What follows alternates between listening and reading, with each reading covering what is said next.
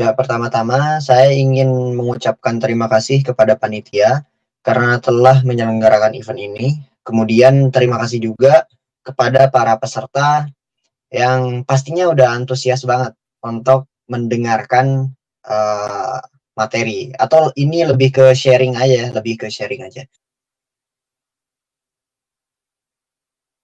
Saya Sony Maulana yang insya Allah akan sharing beberapa hal atau pengetahuan terkait IoT, dan sekalian juga saya akan menjadi pemandu acara juga.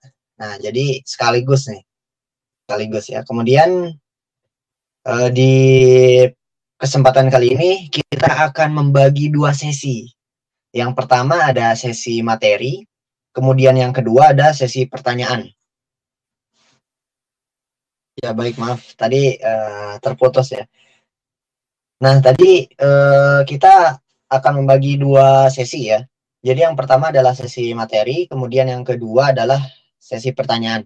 Nah, jadi untuk teman-teman yang ingin menanyakan terkait sharing atau materi yang akan disampaikan, itu langsung saja di drop di public chat ya, teman-teman. Nah, kalau misalkan ada pertanyaan yang memang saya bisa jawab, saya jawab sekarang juga. Kemudian kalau misalkan ada yang belum saya ketahui, akan saya tampung dulu ya. Nah, mungkin saya akan sharing dulu screen-nya sebentar ya. Nah, gimana nih? Udah terlihat ya? Udah terlihat untuk screen-nya?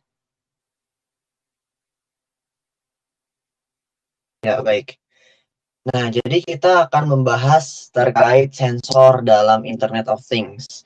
Nah, yang dimana di sini ada dua subbab. Yang pertama ada Internet of Things, kemudian yang kedua ada sensor yang ada dalam Internet of Things. Nah, yang pertama kita akan membahas terkait Internet of Things terlebih dahulu. Soalnya takutnya ada teman-teman yang memang belum pernah terjun ya, belum pernah terjun ke dunia Internet of Things. Nah, jadi untuk susunan materi terkait Internet of Things saya akan bagi menjadi 5. Yang pertama ada IoT, turunan perkembangan TIK. Kemudian yang kedua ada Internet of Things dalam kacamata ekonomi. Kemudian yang ketiga adalah konsep dasar IoT. Yang keempat, sejarah Internet of Things. Yang kelima, implementasi Internet of Things. Yang pertama, perkembangan TIK. Nah, jadi di revolusi industri 4.0 ini memang sedang menggaungkan 5 pilar utama. Yang pertama ada Internet of Things, kemudian Artificial Intelligence, kemudian ada Augmented Reality dan Virtual Reality, kemudian ada Robotics dan 3D Printing. Nah, teman-teman sekalian, untuk Internet of Things ini bisa diintegrasikan dengan Artificial Intelligence dan Robotics. Bahkan dengan 3D printing juga bisa gitu. Nah, ada yang mengatakan bahwa Internet of Things tanpa AI itu nggak ada apa-apanya. Begitupun sebaliknya, teman-teman. Nah, jadi untuk revolusi industri 4.0 ini yang memang materi atau pilar utama yang bagus untuk diintegrasikan adalah Internet of Things dan Artificial Intelligence. Nah, seperti itu. Kemudian adapun IoT dari kacamata ekonomi. Nah, saya dapat sumber dari Kominfo bahwa pangsa pasar IoT di Indonesia diprediksi mencapai 444 triliun pada tahun 2022. Kemudian lebih dari 400 juta perangkat sensor terpasang. 400 juta ya, 400 juta perangkat sensor. Nah, kok banyak banget ya gitu, 400 juta perangkat sensor. Nah, sebenarnya handphone kita juga itu terdapat banyak sensor ya, banyak sensor. Kalau HP saya itu ketika layarnya nggak nyala, tapi saya sentuh, saya pegang HP-nya itu langsung nyala. Nah, itu ada sensor getar ya. ada sensor getar. Kemudian ketika kita akan menelpon atau sedang berada dalam panggilan, kemudian HP didekatkan dengan telinga kita, itu layar handphone akan padam. Nah, itu menggunakan sensor juga, teman-teman. Nah, kemudian dari 444 triliun itu terdiri dari konten dan aplikasi, kemudian platform, kemudian perangkat IoT, dan yang terakhir adalah network serta gateway. Nah, nextnya, jadi konsep Internet of Things ini sebenarnya simple ya, simple. Jadi konsep Internet of Things adalah konsep yang memperluas manfaat dari konektivitas. Nah, sesuai dengan namanya, Internet of Things. Things itu adalah apapun itu, benda ya, benda termasuk benda yang terhubung dengan internet, seperti itu. Kemudian ada pun dua manfaat Internet of Things. Yang pertama adalah monitor, kemudian maintain. Nah, monitor berarti pengawasan terhadap kondisi lingkungan, yang dimana kondisi lingkungan tersebut akan diinformasikan kepada penggunanya. Nah, kemudian maintain. Kalau maintain ini berarti bisa berarti perawatan ya, teman-teman. Nah, jadi ketika tadi perangkat Internet of Things mengirimkan informasi kepada penggunanya, nah di maintain ini kita melakukan tindakan-tindakan yang sesuai dengan informasi kondisi dari lingkungan yang sudah tadi dikirim oleh perangkat IoT. Misalkan kita menggunakan perangkat smart door lock. Nah, smart door lock itu kan berarti pintu pintar yang dimana dia bisa mengunci dan membuka pintu secara otomatis. Nah, misalkan kita lagi di luar. Nah, kita mempunyai perangkat smart door lock. Nah, ketika di luar, si pengguna tersebut bisa dikirimkan informasinya oleh perangkat smart door lock. Jadi, status dari smart door lock itu atau status dari pintu tersebut apakah terbuka atau tertutup gitu. Nah, ini salah satu manfaat monitor ya. Kemudian ketika kita sudah mengetahui status dari pintu tersebut, apakah terbuka atau tertutup, kita melakukan tindakan. Misalkan pintu kita lupa untuk ditutup, berarti statusnya terbuka ya. Nah, kita melakukan manfaat atau fungsi dari maintain, yaitu melakukan tindakan untuk menutup pintu. Nah, seperti itu. Kemudian, sejarah Internet of Things. Nah, sejarah Internet of Things dimulai pada tahun 1990, yang dimana John Ramke dan Hackett Simon membuat perangkat pemanggang roti otomatis. Nah, di sini John Ramke bersama temannya itu membuat perangkat otomatis yang dimana hanya menggunakan satu tombol, yaitu menyalakan perangkat roti panggang. Kemudian setelah roti itu dimasukkan, itu bakalan tahu tuh berapa lama si rotinya matang gitu.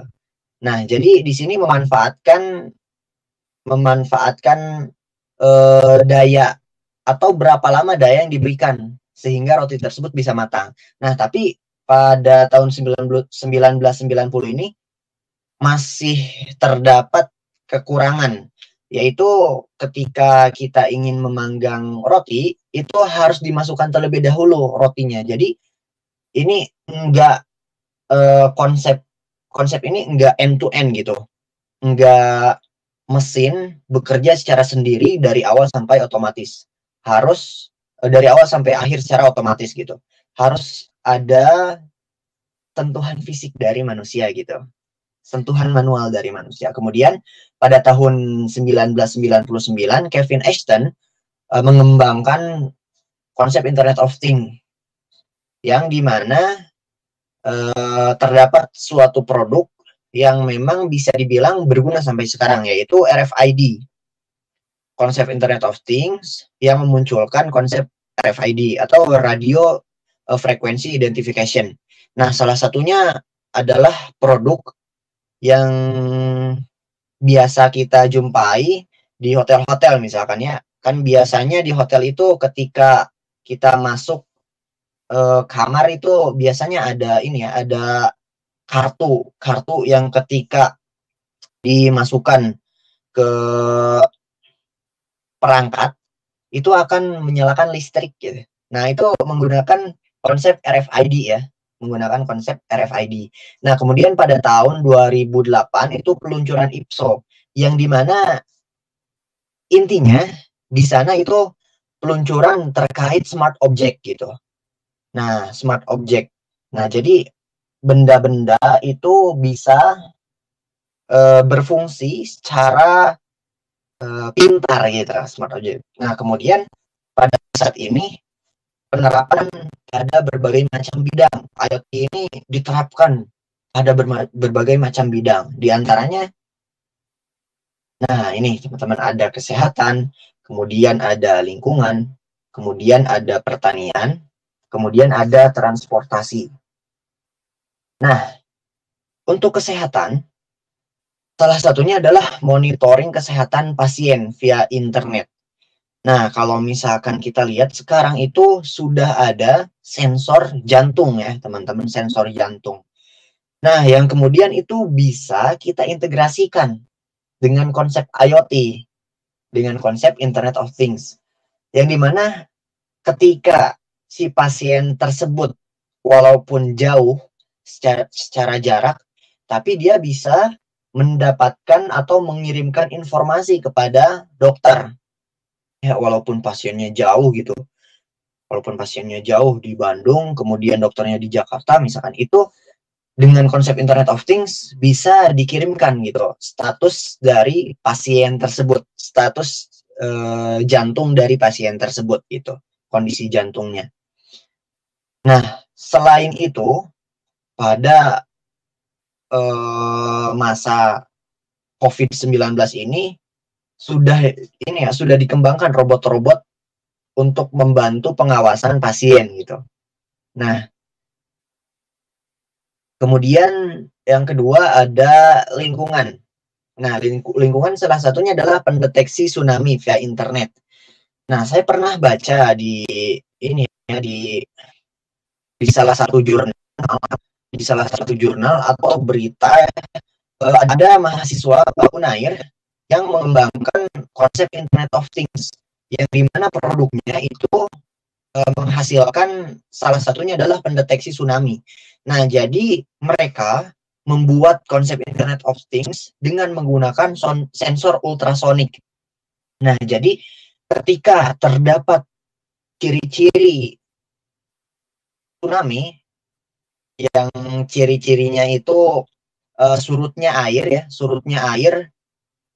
sekitar 2 meter ya, sekitar 2 meter dengan waktu kurang dari 15 menit, berarti itu adalah ciri-ciri dari tsunami. Nah, sebenarnya ketika air surut 2 meter dalam waktu normal, itu tidak berdampak tsunami. Tapi ini ketika si sensor mendeteksi ada air laut yang surut selama 15 menit dalam 2 meter, itu akan menjadi ciri-ciri tsunami. Nah, gitu. Nah, mereka mendeteksi tsunami dengan ciri-ciri yang tadi disebutkan gitu. Nah, yang kemudian ketika sudah mendeteksi itu, mereka mengirimkan sinyal yang dimana sinyal itu berupa peringatan ya, peringatan dini tsunami. Nah, sehingga ini dapat membantu evakuasi dari para wisatawan ataupun para penghuni dari pantai itu untuk segera menjauh. Nah, seperti itu. Nah, ini sangat bermanfaat sekali ya, sangat bermanfaat sekali. Nah, kemudian ada juga tentang pertanian nih, monitoring tanaman. Nah, di Sukabumi ya, di Sukabumi pemerintahnya itu sudah memasangkan sebagian sudah dipasangkan eh, perangkat yang berbasis Internet of Things. Nah, jadi di sana perangkatnya itu seperti cara kerjanya seperti ini. Ketika ada kondisi tanaman, misalkan kondisi tanamannya kering ataupun lembab ataupun apa gitu ya, informasi tersebut dikirimkan ke sebuah aplikasi gitu, aplikasi handphone yang dimana ketika si pengguna aplikasi handphone tersebut menerima informasi, dia langsung bisa memberikan tindakan. Nah, jadi di sini terdapat feedback gitu ketika perangkat IoT itu mengirimkan informasi kepada penggunanya, kemudian penggunanya bisa melakukan tindakan melalui aplikasi yang diberikan gitu. Nah, kemudian yang keempat ada transportasi, monitoring kendaraan. Nah, ada beberapa kota yang sudah menerapkan pengawasan kendaraan ini berbasis Internet of Things. Nah, salah satunya adalah bus Damri. Nah, dia sudah menerapkan konsep Internet of Things yang dimana sensor yang digunakan adalah GPS. Nah, jadi kalau misalkan ada bus yang memang keluar dari jalurnya, itu akan bisa dideteksi oleh konsep Internet of Things. Nah, seperti itu. Nah, kemudian kita masuk ke pembahasan sensor dalam IoT. Nah, kita akan membahas 6 sensor di sini ya. Kita akan membahas 6 sensor. Yang pertama adalah Light Dependent Resistor atau LDR, kemudian ada DHT11, kemudian ada Water Level Sensor, kemudian ada ultrasonic, kemudian ada TCRT 5000, dan yang terakhir ada KY strip 037. Nah, yang pertama ada Light Dependent Resistor. Wah, ini adalah sensor yang berfungsi untuk mendeteksi cahaya ya, untuk mendeteksi cahaya. Nah, kemudian cara kerja sensor ini adalah semakin banyak cahaya, maka resistansinya akan semakin menurun gitu. Nah, kemudian penerapan pada lampu ini salah saya, salah. Harusnya penerapan di bawah ya, smart lamp. Smart lamp itu adalah salah satunya lampu taman gitu. Nah, di light dependent resistor ini bisa diterapkan pada smart lamp, yaitu lampu taman ya. Bisa jadi lampu taman atau lampu apapun itu ya, lampu apapun itu. Jadi cara kerjanya ini adalah ketika kita menggunakan konsep IoT, maka lampu taman tersebut bisa menyala dan padam secara otomatis. Misalkan ketika siang hari, maka lampu smart lamp itu akan padam secara otomatis gitu. Nah, kemudian pada malam hari dia akan menyala secara otomatis. Nah, kemudian light dependent resistor ini terdapat dua kaki yang dimana kaki tersebut tanpa polaritas. Jadi teman-teman misalkan ingin mengintegrasikannya dengan microcontroller, dengan Arduino ataupun dengan ESP8266 atau dengan Raspberry, itu bebas saja mau dicolok dimanapun gitu ya, mau ganti-ganti pinnya gitu, itu nggak apa-apa soalnya tanpa polaritas gitu. Nah, untuk light dependent resistor ini satu pin harus masuk ke power supply gitu ya. Kalau Arduino kan 5 volt ya, 5 volt. Kemudian ESP 3 volt. Nah, itu satu pin ke power, kemudian satu pin lagi ke analog. Nah, tapi analognya sebagai output gitu. Nah, kemudian kita ingin membahas sedikit tentang resistansi dari light dependent resistor.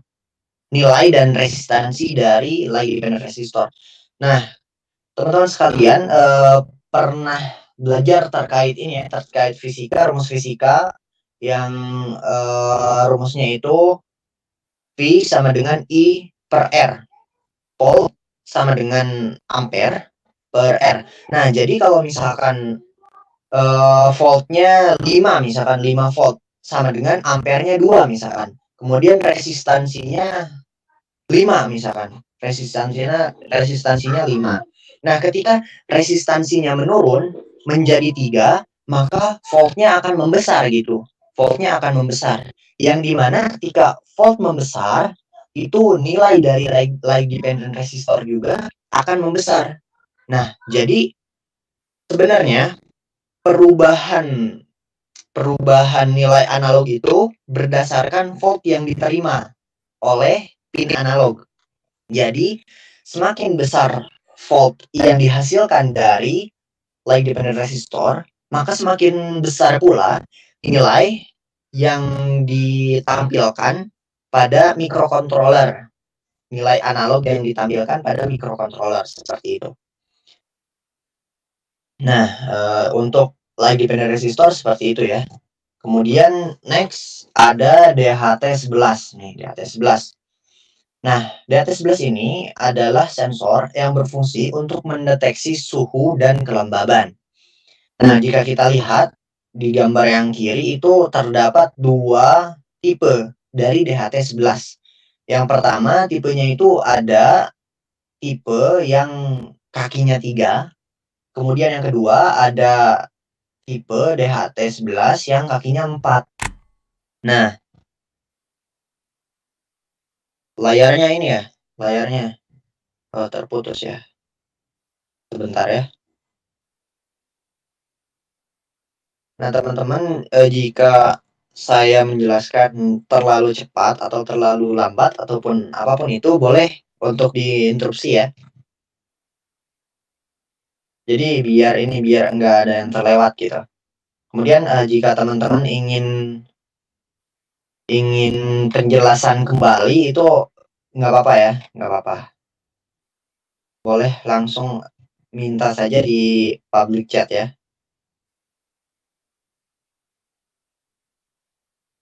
Ya, sebentar ya. Ini ada gangguan koneksi nih. Nah, ini sudah terlihat lagi ya layarnya. Sudah terlihat ya. Nah, jadi tadi itu sampai yang tipe-tipe DHT ya. Nah, jadi di DHT ini mempunyai 2 tipe. Yang pertama ada tipe yang pinnya ada 3, kemudian yang kedua ada tipe yang pinnya ada 4. Nah, kalau misalkan kita lihat pada gambar yang kiri dan yang atas, nah itu ada DHT11 yang pinnya hanya ada 3 ya. Nah, jadi pin yang paling kiri itu ada pin S seperti yang dituliskan ya, seperti yang dituliskan pada komponennya. Itu ada pin S. Nah, itu berarti pin yang berfungsi untuk mengirimkan dan menerima data atau pin yang berfungsi untuk komunikasi dengan microcontroller gitu. Nah, kemudian yang tengah itu fungsi dari pinnya adalah sebagai VCC atau sebagai input tegangan. Kemudian yang paling kanan itu ada negatif ya. Ada negatif ya. Nah, itu berarti ground atau untuk output tegangan. Nah, kemudian kalau yang bawah itu ada 4 pin ya, ada 4 pin. Nah, yang pertama itu yang paling kiri ya, yang paling kiri itu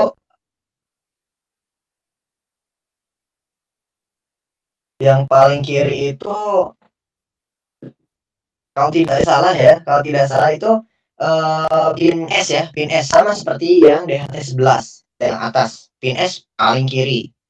Nah, pin S paling kiri. Kemudian yang kiri kedua itu adalah VCC atau power ya, input dari tegangan. Nah, kemudian yang kanan kedua itu adalah pin NC atau kalau kepanjangan NC itu adalah not connected. Jadi dia nggak connect kemana-mana gitu, nggak connect kemana-mana. Nah, saya sebenarnya belum nyari ya, apa maksud dari pin NC tersebut, kok dibuat gitu. Padahal sama dengan artinya dia adalah not connected, jadi nggak connect kemana-mana gitu.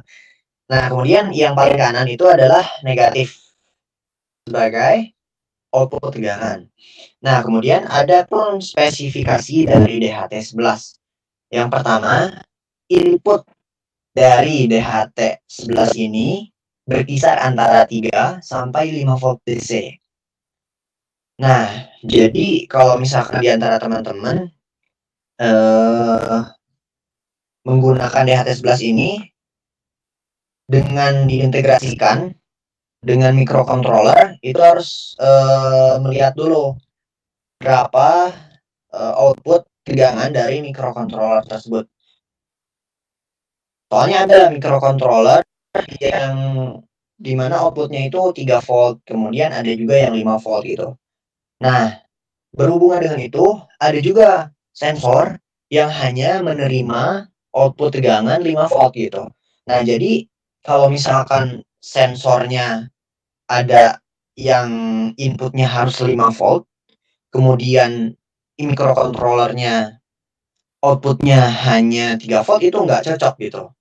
Karena tegangan dari si microcontrollernya itu nggak akan mencukupi kebutuhan dari si sensor yang membutuhkan 5 volt DC gitu. Nah, kemudian adapun range suhu dari DHT11 ini berkisar antara 0 sampai 50 derajat Celcius. Kemudian kelembabannya itu sekitar 20% sampai 90%. Nah, akurasi suhu dari DHT11 ini kurang lebih 2 derajat Celcius. Nah, jadi teman-teman kalau misalkan lihat DHT11 kok ini enggak akurasinya enggak pas banget gitu. Nah, itu memang karena kelemahan dari DHT11 ini akurasi suhunya seperti itu gitu. Bisa lebih 2 derajat Celcius, kemudian bisa kurang dari 2 derajat Celcius. Misalkan teman-teman membandingkan antara suhu yang dideteksi secara manual ya. Suhu yang dideteksi secara manual atau alat yang biasa kita gunakan untuk mendeteksi suhu itu ternyata terdapat perbedaan dengan DHT11.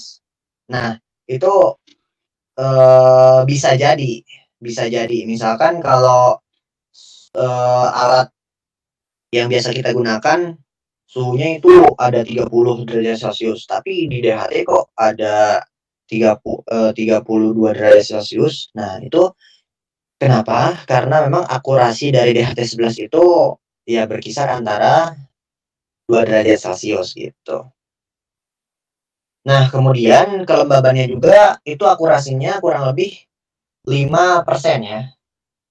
Nah, di dalam DHT ini memakai negatif temperatur koefisien.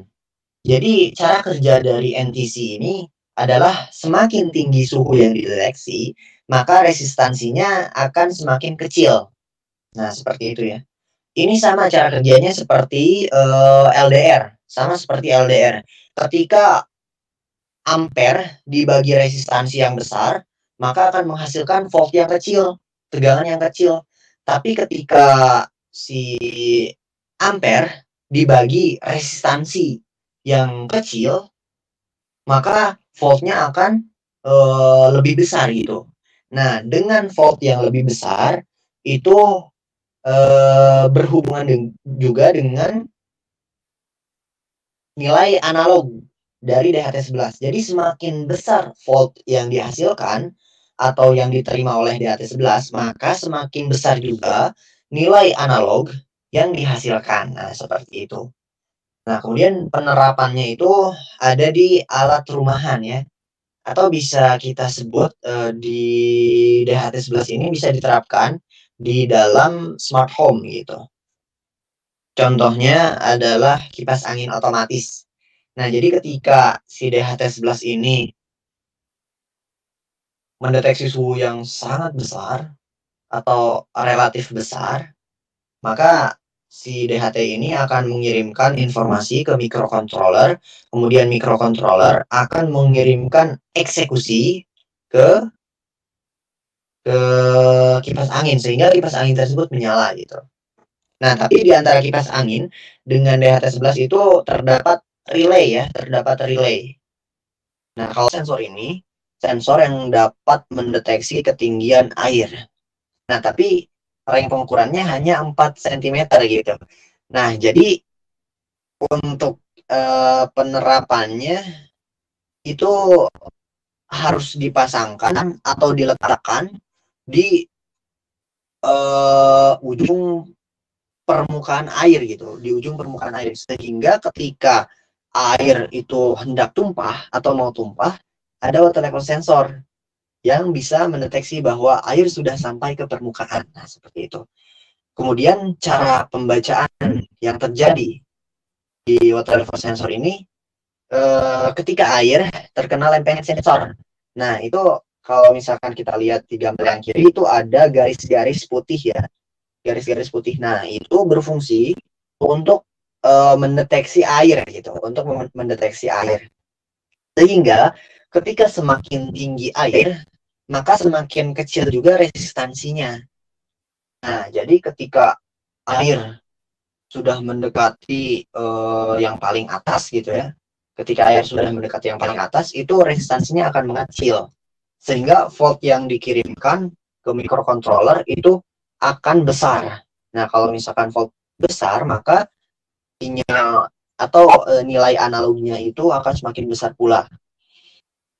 Nah, seperti itu. Nah, untuk posisi dari water level sensor ini, terlihat ya di kursor. Nah, ini adalah yang atasnya, yang atasnya.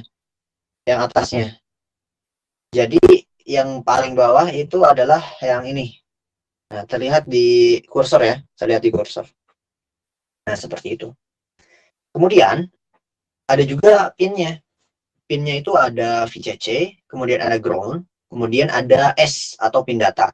Nah, kalau misalkan kita lihat water level sensor itu sudah dilengkapi dengan tulisan ya, tulisan S, kemudian tulisan plus, kemudian tulisan negatif. Nah, S itu berarti data seperti DHT11. Nah, seperti DHT11. Nah, itu untuk berfungsi untuk mengirimkan dan menerima data atau berfungsi untuk berkomunikasi antara water level sensor dan microcontroller. Nah, kemudian ada juga plus, nah itu adalah sebagai input tegangan atau VCC. Kemudian ada juga negatif, itu untuk ground. Nah, seperti yang saya katakan tadi, bahwa water level sensor ini bisa diimplementasikan di bak penampungan air. Nah, yang dimana si water level sensor ini harus diletakkan di yang paling atas permukaan air. Sehingga ketika airnya sudah mencapai permukaan air dan mau tumpah ya, mau tumpah, itu akan dideteksi oleh water level sensor bahwa air ini sudah mencapai batasnya atau sudah mencapai permukaan air, seperti itu. Next, nah kemudian ada juga sensor yang keempat ya, yang keempat itu ada ultrasonic atau HC SR04. Nah, sensor ini berfungsi untuk mendeteksi jarak. Spesifikasinya adalah input yang harus 5 volt DC. Nah, makanya saya sebutkan tadi ada beberapa sensor yang harus disuplai 5 volt DC, yang dimana ketika diintegrasikan dengan microcontroller yang output tegangannya itu 3 volt, itu nggak cocok.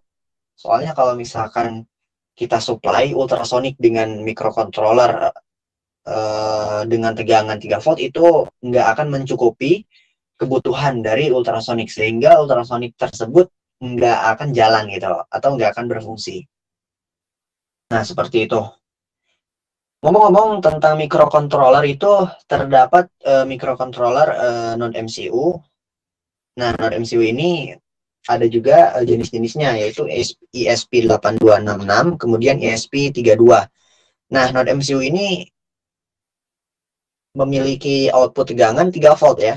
Nah, jadi kalau misalkan non-MCU, misalkan ESP8266, itu ketika diintegrasikan dengan ultrasonic, nggak akan bisa memenuhi kebutuhan ultrasonik gitu. Sehingga kita harus menggunakan adaptor yang dimana adaptornya adalah 5 volt DC gitu. Nah, gitu ya.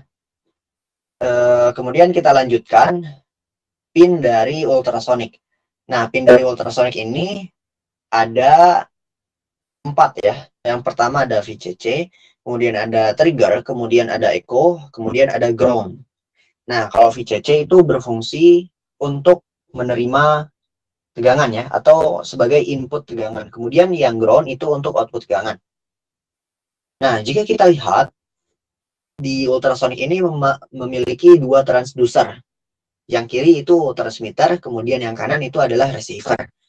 Transducer itu ini yang seperti mata ya, yang seperti mata. Ada komponen ultrasonik. Nah, seperti speaker ya, speaker atau mata. Nah, yang kiri itu ada transmitter, kemudian ada receiver. Nah, ini berhubungan dengan pin yang ada pada ultrasonik. Nah, trigger ini terhubung dengan transmitter atau pengirim. Kemudian echo ini terhubung dengan receiver atau penerima. Nah, jadi ketika si trigger ini disuplai arus, atau kalau misalkan di microcontroller itu disuplai sinyal, dengan sinyalnya itu high dan low ya. Jadi sinyalnya berupa high dan low.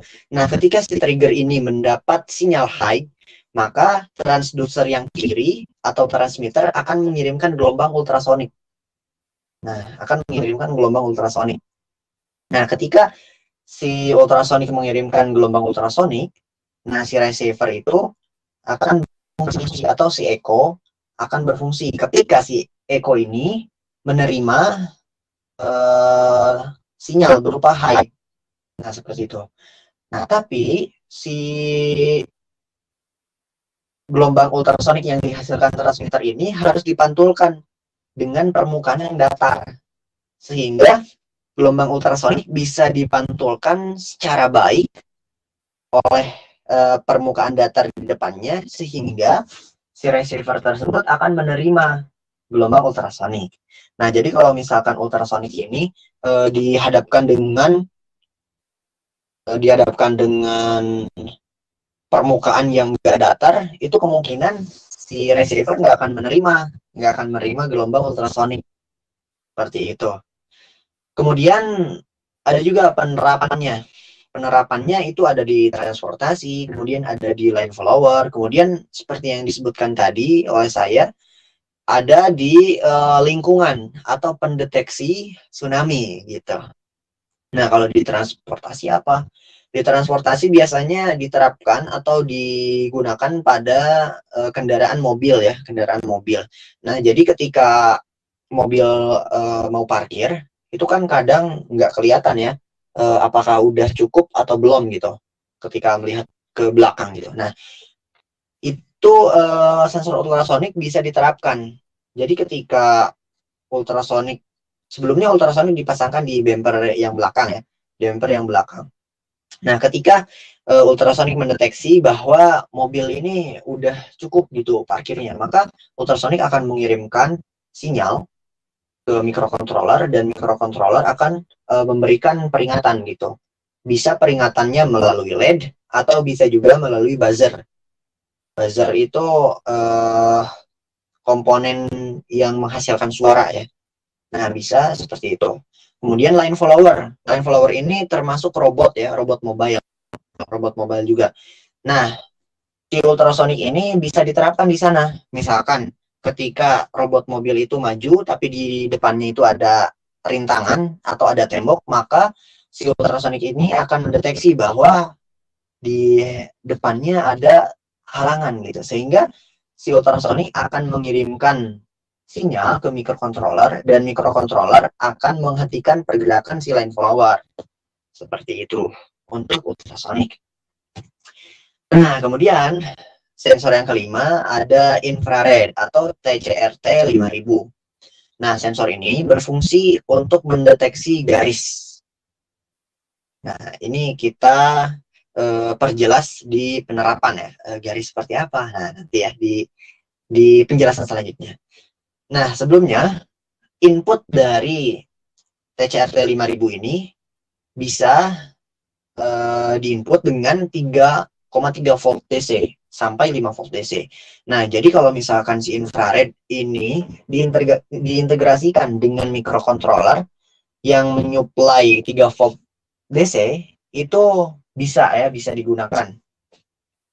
Seperti yang dijelaskan tadi, ada node MCU ESP8266, ada ESP32. Nah, ini bisa diintegrasikan dengan microcontroller yang itu. Nah, kemudian pinnya juga ada 4 nih. Ada VCC, kemudian ada juga ground, kemudian ada digital output, DO, kemudian ada juga AO atau analog output. Nah, VCC ini berfungsi untuk input tegangan, kemudian ground ini berfungsi untuk output tegangan. DO ini digital output. Digital output itu menghasilkan output berupa high dan low atau 1 dan 0 gitu. Nah, jadi kalau misalkan teman-teman mengintegrasikan infrared dengan microcontroller yang dihubungkan dengan pin DO, maka si hasilnya itu akan high dan low atau akan 1 dan 0 gitu, atau 0 ya. 1 dan 0. Nah, kemudian ketika teman-teman dihubungkan antara microcontroller dengan infrared dengan pin AO, analog output, itu akan menghasilkan nilai analog gitu. Yang dimana nilai analog dihasilkan dari volt yang diterima oleh infrared gitu. Nah, kemudian di infrared ini atau di TCRT 5000 ini memiliki 1 infrared dan 1 fotodioda. Nah, maaf, ini sepertinya ada salah penulisan ya. Memiliki 1 LED dan 1 fotodioda. Nah, LED ini jika kita menuju ke kursor ya. Nah, ini yang biru ya, yang biru. Nah, LED ini berfungsi sebagai transmitter atau sebagai pengirim cahaya. Kemudian fotodioda ini berfungsi untuk penerima cahaya. Nah, seperti itu. Kemudian di infrared juga memiliki potensiometer. Nah, ini nih yang saya tunjukin di kursor ya. Nah, potensiometer ini berfungsi untuk mengatur sensitivitas dari sensor TCRT 5000 gitu. Oh, maaf. Nah, seperti itu ya. Nah, kemudian cara kerjanya seperti apa? Nah, ketika komponen dihadapkan atau transmitter dan receiver ini dihadapkan kepada benda yang bisa memancarkan cahaya atau memantulkan cahaya, maka fotodioda akan menangkapnya sehingga digital outputnya itu high ya. Nah, ketika si transmitter mengirimkan cahaya dan di hadapannya ternyata nggak bisa merefleksikan cahaya atau nggak bisa memantulkan cahaya, kemudian fotodioda otomatis nggak bisa menangkap cahaya gitu. Nah, ini akan bernilai low di digital output. Nah, seperti itu. Kemudian penerapannya itu ada di line follower ya, ada di line follower. Nah, jadi robot line follower ini bisa diintegrasikan juga dengan ultrasonic ya, yang tadi saya singgung sedikit di penjelasan mengenai ultrasonic. Nah, penerapan di line follower ini bisa diterapkan sensor TCRT 5000. Nah, kan robot line follower ini mendeteksi garis atau mengikuti garis yang ada di bawahnya. Nah, si sensor infrared ini bisa mendeteksi garis di bawahnya. Apakah robot line follower masih mengikuti garis atau enggak? Nah, itu bisa dideteksi oleh TCRT 5000 dengan memanfaatkan cahaya yang direfleksikan oleh garis ya. Nah, makanya sensor TCRT 5000 ini juga kadang disebut sensor garis gitu. Nah, seperti itu ya. Selanjutnya ada yang terakhir ada KY strip 037. Nah, sensor ini berfungsi untuk mendeteksi suara. Nah, jadi sensor ini ketika suara yang diterima semakin besar, maka nilainya juga akan semakin besar. Nah, ketika suara yang diterima kecil, maka nilai yang dihasilkan juga akan semakin kecil gitu. Nilai apa? Nilai analog output ya. Nah, kemudian si sensor ini cara pembacaannya itu menggunakan membran. Nah, membran ini yang bulatnya ya, yang komponen seperti tabung yang saya tunjukkan di kursor ya. Nah, ini. Jadi ketika suara yang diterima oleh membran semakin besar, maka membran tersebut akan bergetar. Nah, ketika suara besar, maka getaran dari membran tersebut akan besar juga. Nah, yang kemudian itu akan dikonversikan ke nilai analog. Jadi semakin besar getaran membran, maka semakin besar juga nilainya gitu. Nah, kemudian KY 037 ini juga mempunyai potensiometer atau ya ini namanya potensiometer ya, resistor untuk pengatur sensitivitas. Nah, sama seperti TCRT 5000. Nah, KY 037 juga terdapat komponen yang berfungsi untuk mengatur sensitivitas gitu. Nah, kemudian di KY 037 ini terdapat 4 pin sama seperti TCRT 5000. Yang pertama ada analog output, kemudian ada digital output, kemudian ada ground, kemudian ada VCC. AO berfungsi untuk menghasilkan output berupa nilai analog. Nah, nilai analog ya. Nah, kemudian digital output itu berfungsi untuk menghasilkan nilai digital, high dan low. Nah, itu digital analog itu hasilnya adalah high dan low. Kemudian ada juga pin yang dihasilkan, pin ada juga ground ya, ada juga ground. Itu berfungsi untuk output tegangan, kemudian VCC untuk input tegangan. Nah, seperti itu. Nah, mungkin untuk materi dari sensor dalam IoT ini sekian ya, sekian. Nah, mungkin untuk teman-teman yang mau nanya ya boleh drop di public chat ya, boleh drop di public chat.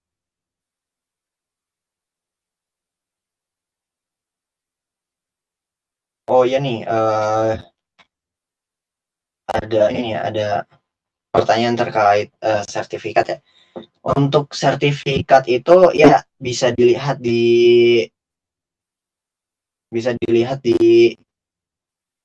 ini ya, di web ini. Nah, udah dikirimkan nih oleh Mas Viko ya. Makasih Mas Viko. Nah, mungkin untuk pertanyaan silahkan untuk drop di public chat ya.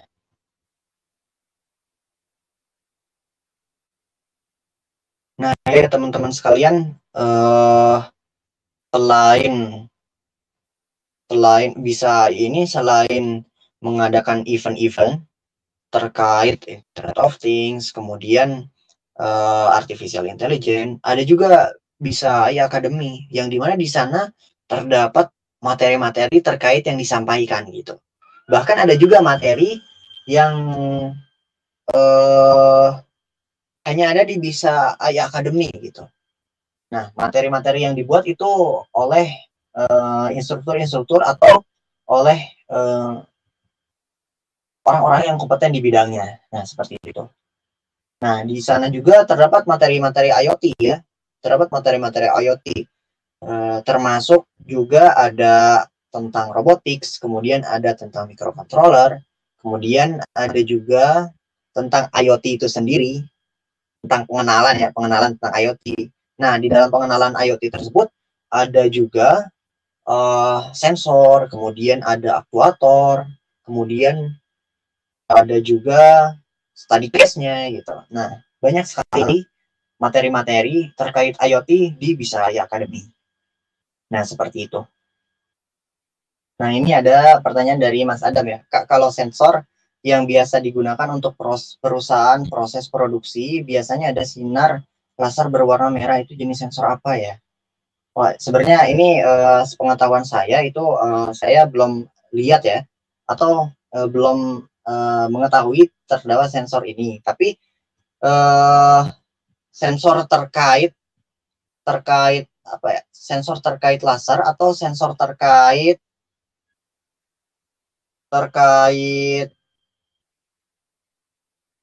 penyampaian sinyal sejarah jarak jauh, kan laser juga itu bisa apa ya, bisa jarak jauh gitu ya. Nah, ini ada sensor serat optik yang dimana bisa mendeteksi uh, bisa mendeteksi atau mengirimkan sinyal secara jarak jauh gitu. Nah, itu ada juga ya, ada sensor serat optik namanya. Nah, mungkin untuk sensor yang laser warna merah, insya Allah saya akan sampaikan kembali, atau saya tampung dulu ya, Mas Adam. Nah, baik, terima kasih untuk pertanyaannya. Terima kasih untuk pertanyaannya. Dan insya Allah juga event atau webinar ini akan apa ya? Akan terdapat kelanjutannya gitu. Akan terdapat kelanjutannya. Berhubung terdapat sensor-sensor yang banyak juga gitu. Berhubung terdapat sensor-sensor yang banyak juga. Nah, itu seperti itu mungkin Mas Adam. Terima kasih untuk bertanya ya. Kemudian ada juga pertanyaan dari Mas Viko Adinama. Kalau mau membuat CNC plotter, itu sensornya apa aja ya, Kak? Nah, biasanya yang saya tahu itu CNC plotter itu bisa dipakai untuk pembuatan batik juga ya, kalau nggak salah. Nah, itu bisa menggunakan sensor garis ya, bisa menggunakan sensor garis. Yang dimana si batik itu kan terdapat garis-garis ya. Nah, itu bisa menggunakan sensor garis juga ya, bisa menggunakan sensor garis. Nah itu mungkin Mas Viko ya, Mas Viko. Terima kasih telah bertanya. Kemudian ada juga pertanyaan nih dari Pak Wira ya. Oh, selamat datang Pak. Ada info kalau virus corona tertahan dengan tekanan negatif. Apakah ada sensor untuk ini? Nah, mungkin untuk pertanyaan dari Pak Wira, insya Allah saya sebenarnya belum terlalu belum terlalu tahu untuk perihal ini, dan insya Allah saya akan infokan di event selanjutnya ya. Nah, di event selanjutnya insya Allah ada part 2-nya dari sensor dalam Internet of Things. Nah, seperti itu. Nah, mungkin seperti itu. Nah, kemudian ada juga pertanyaan dari Mas Sandi Nugraha. Izin bertanya, ketika sensor tidak mendeteksi, yang pertama kali harus dicek apa dulu, Kak? Oh ya, seperti pengalaman saya mungkin ya, seperti pengalaman saya, itu biasanya ada di mikrokontrolernya, yang dimana kadang nggak terhubung gitu, nggak terhubung dengan si komputer. Nah, itu yang bermasalah adalah port USB-nya. Nah, terkadang si port USB itu harus dipindahkan ke port yang lain gitu. Nah, itu yang pertama. Kemudian yang kedua, ada juga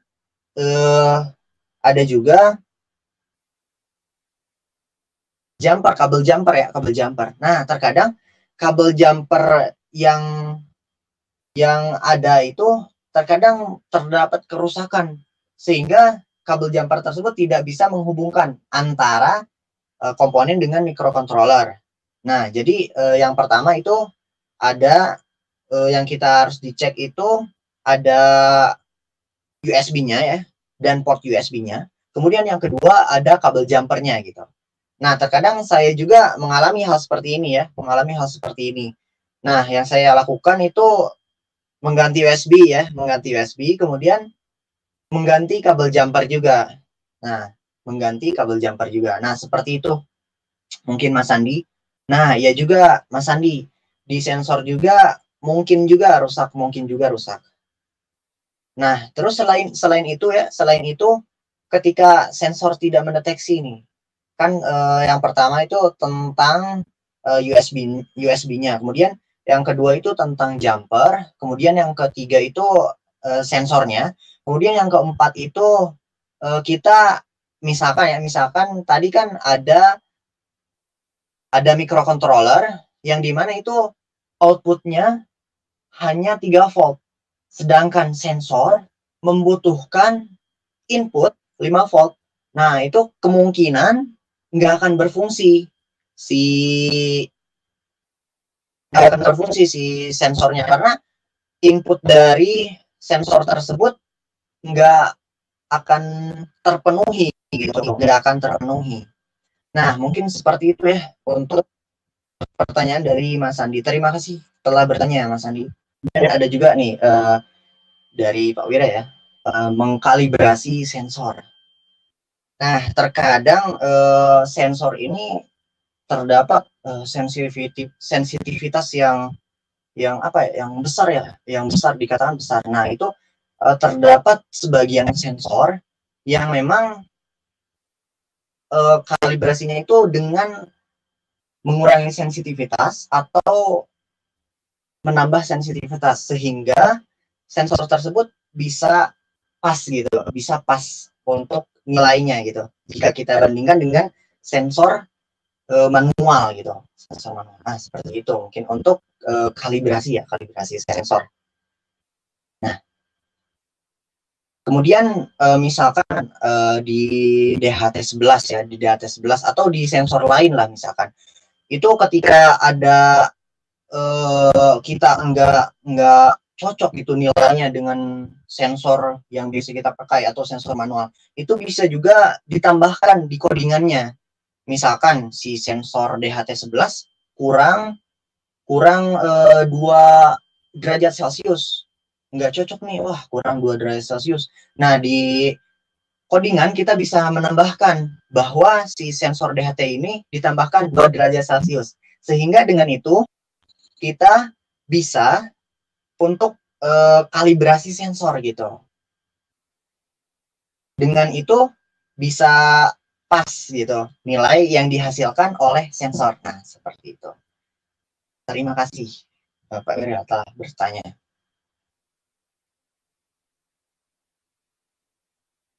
Baik, terima kasih juga Pak Wira telah datang, dan kemudian terima kasih juga kepada teman-teman ya, telah datang. Kemudian Mas Andi juga terima kasih wah telah datang.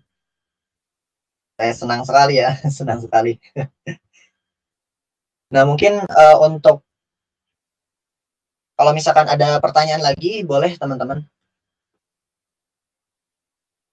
Nah, saya juga insya Allah menerima pertanyaan di luar dari event atau webinar ini ya. Boleh teman-teman bertanya terkait sensor atau apapun itu tentang materi sekarang ke email yang saya kirimkan ya. Nah, saya sudah mengirimkan emailnya. Nah, baik, mungkin karena tidak ada pertanyaan lagi, kita cukupkan sampai di sini ya, teman-teman. Oh iya, kemudian di Bisa AI juga dan Bisa AI Academy ya, terutama itu telah dibuka diskusi privat, yang dimana teman-teman bisa mendaftar diskusi privat terkait IoT, kemudian terkait AI juga ya, itu di sana bisa mendaftar dan bisa diskusi dengan para mentor atau para instruktur selama 30 menit. Nah, itu bebas teman-teman bisa berdiskusi apapun. Nah, seperti itu ya. Nah, terima kasih teman-teman. Mungkin sekian dari saya. Mohon maaf bila ada kesalahan. Nah, insya Allah kita akan menyelenggarakan event-event selanjutnya. Nah, terutama untuk sensor ya, Nah, jadi pertanyaan sekarang juga yang belum terjawab secara lengkap itu insya Allah saya tampung dulu, kemudian nanti dijawab di event selanjutnya. Nah, seperti itu ya teman-teman. Nah, mungkin Sekian dari saya. Mohon maaf bila ada kekurangan. Saya Sony Maulana izin pamit undur diri. Wassalamualaikum warahmatullahi wabarakatuh.